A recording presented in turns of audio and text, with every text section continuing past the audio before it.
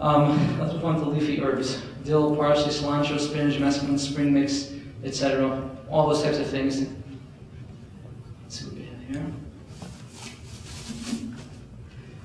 Parsley. All right, so parsley, the process for all the green herbs is generally the same thing. Pre-wash it. That's always the best shot you have. This is not pre-washed, but we're going to pretend that it is. Then you take it, agitate it in water. It helps to use a colander sometimes. On this.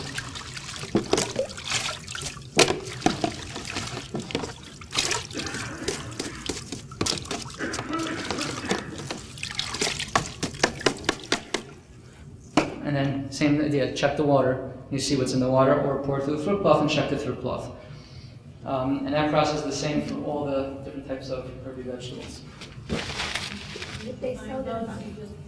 Again, and if any of these things you find any bugs in the water, wash it again and then repeat the checking process again. This is not a washing process, this is a checking process. Take it to the sink, wash it, preferably in soap, palm olive, whatever you want to wash it in, and then repeat the checking process again. When you say pre-wash, just 1 minute of water?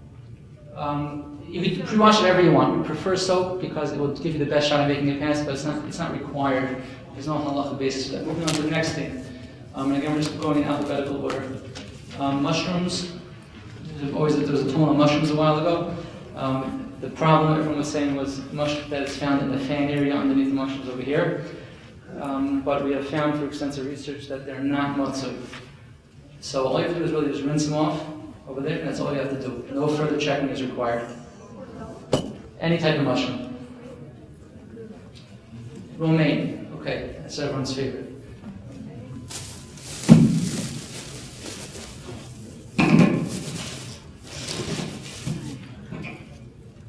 Romaine hearts, generally speaking, are a little bit cleaner, but you'll find just as many insects. The only difference between a romaine heart and a full head is whether they take off the outer leaves or not, but you'll find a lot, bugs all the way through to the inside.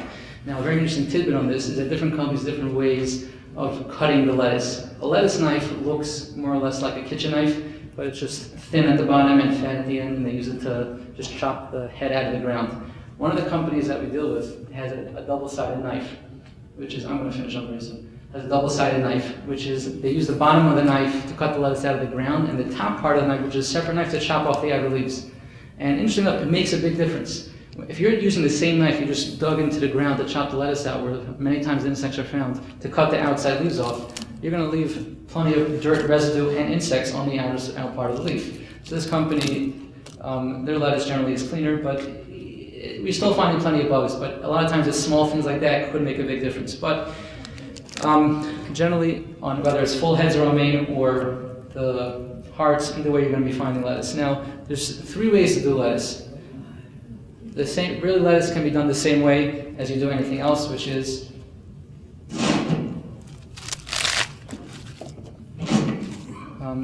take the leaves. You can put in the same checking water, the same water, agitate the leaves in the water, and then check the water.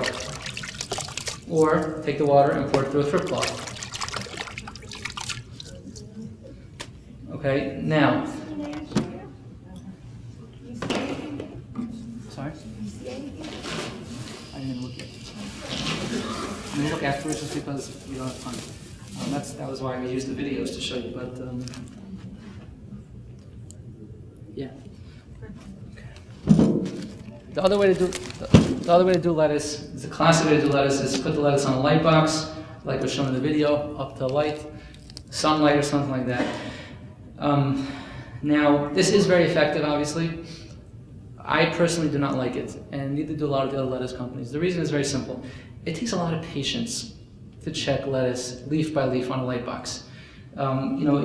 These bugs are small. Even if you get to know what you're looking for, you really have to spend time looking at, make sure you get all the crevices, etc. There's a thrip. But that's one, but there could be many more that I'm missing, right? So that's why, generally speaking, we recommend that you can just do it in the water. It's a much more surefire, much more effective way of checking the lettuce, and it's much faster.